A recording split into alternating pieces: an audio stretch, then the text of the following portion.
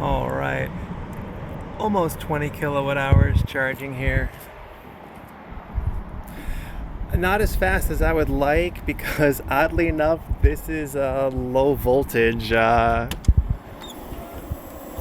charger. Even said so on the Plug Finder app, but been pretty consistent here with the charging. And as I go back a couple hours, something happened here. I'm not really sure what it was, but I did get a nice phone notification, and I went ahead and just shut down the grid, or rather, I should shut off the everything running inside and just let it charge while I was doing it, because as you can see, we're only doing about 204 volts, which is way below the 240, 250 that a lot of these chargers run at.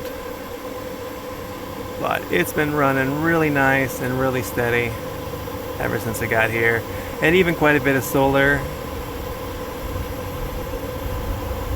so far. If I can focus there. Yeah, pretty good amount of solar so far, honestly. Couple kilowatt hours.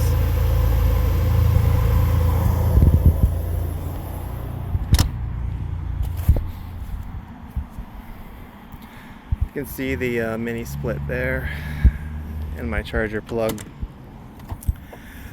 And this is the water bay. The primary reason for having the water dispenser here is so that you can actually access it without going inside. I found that I was going inside really dirty, getting a bunch of stuff on the floor, and then also letting all the hot and cool air out. So being able to just open up the door and get myself either hot water for coffee or really cold water on a hot day is absolutely fantastic. And then I'm right back to work.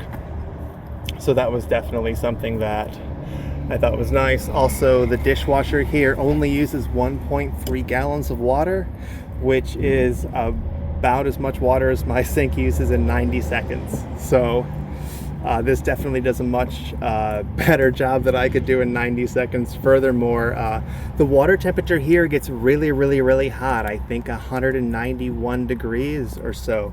And that's way hotter than anyone would actually normally wash their dishes. And so that really high temperature combined with the detergent does a much better job than you would be able to achieve with lukewarm water and some Dawn, in terms of just keeping things sterile. And then finally just have a freezer down here in the bottom. I am also going to work on a modification to run this thing as a refrigerator as well, just in the event that we would need it to have that. But right now it's just a freezer designed to stock up on some extra items. And at the very top out of reach is my water for the blue faucet.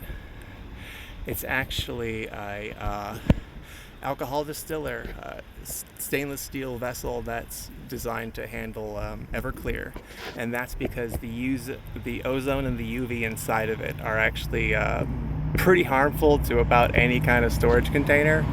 So that was the one thing that I knew could actually handle it and not completely eat away at the container, and that's what keeps the water inside of there sterile.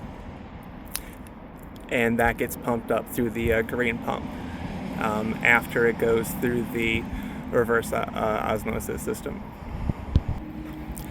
The brine water from the reverse osmosis system is actually what comes out of the red handled faucet, and that's also what feeds into the dishwasher here, as that brine water is not disgusting, but it simply has all of the contamination and other unwanted things concentrated into it, as this is a very high pressure reverse osmosis system with with 2 gallons of pure water to 1 gallon of brine. So I actually produce quite a bit more pure water than I do brine. And of course you can always use clean water to run the dishes.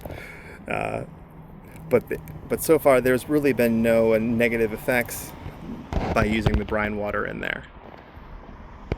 And with the dishwasher, that's controlled on its own separate circuit.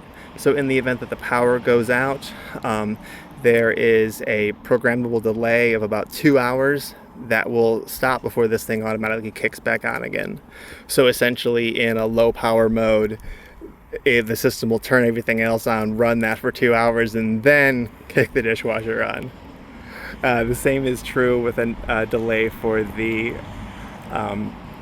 water heater and cooler, because we don't want that thing kicking on immediately and running the system down. So it does have that delay, and it's all programmable with the buttons in the back there, as well as just with the Alexa app. So if I were to say, Alexa, turn on the hot water, it would automatically turn it on, and after 1 hour it would automatically shut off again.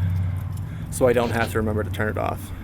And it gets hot in about 10 minutes if it's 70 degrees, and about double that if it's just above freezing. Can't think of anything else to say there other than that freezer consumes actually just as much power as a much larger residential freezer. So not much advantage there.